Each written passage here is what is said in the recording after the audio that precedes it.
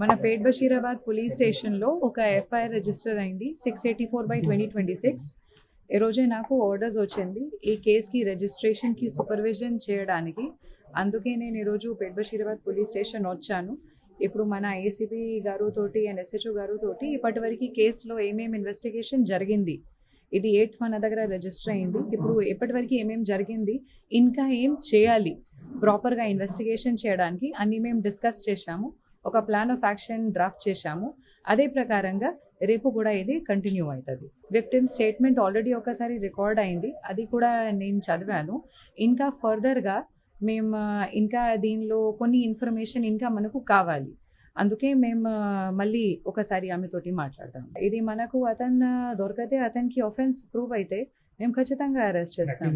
ఒక POCSO case మన దగ్గర రిజిస్టర్ అయింది. పాక్సో కేసు రిజిస్టర్ అయిన తర్వాత ఇప్పటివరకు చట్టం ప్రకారంగా ఏమేం కేసులు చేయాలి, లాస్ట్ 1-2 డేస్లో కూడా మన వాళ్ళు చాలా ప్రయత్నం చేసి అన్ని డాక్యుమెంటేషన్ కలెక్ట్ చేశారు. అక్యూజ్ గురించి కూడా మేము ఇప్పుడు ఇన్ఫర్మేషన్ సిడిఆర్ నుంచి మేము ప్రయత్నం చేస్తున్నాము. మనకు దొరికితే అతన్ని మేము ఖచ్చితంగా పట్టుకుంటాం. నా కోసం ఇది మన పోలీస్ స్టేషన్లో ఒక పాక్సో కేసు రిజిస్టర్ అయింది. ఇది విక్టిమ్కి ప్రాపర్గా జస్టిస్ ఇవ్వడానికి మన బాధ్యత ఉంది. కేస్ కంప్లైంట్లో ఏమేమి ఉంది అది అన్నీ వెరిఫై చేసి ప్రాపర్గా ఇన్వెస్టిగేషన్ మేము చేస్తాము.